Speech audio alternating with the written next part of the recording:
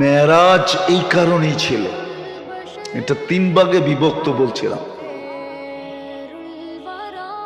মক্কার থেকে যে রাত্রে নিয়ে গেছিলেন, তাও অল্প সময়ের ভিতরে, রাত্রের কিছু অংশের ভিতরে, পুরো অংশ না।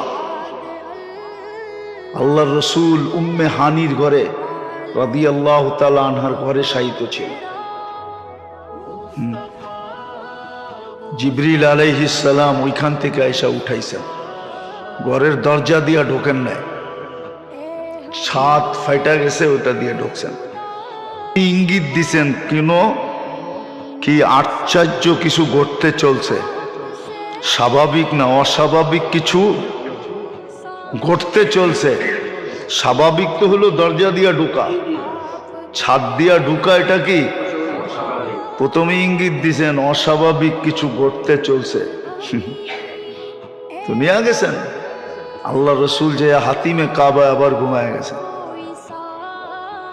ওইখান থেকে উঠায় নিয়ে জমজমের কাছে নিয়ে গেছেন। এটা দ্বিতীয়বার ওপেন সার্জারি হইতেছিল, লম্বা কাহিনী, শক্কে সদর যেটাকে বলে, ওপেন হার্ট করছেন নিয়া।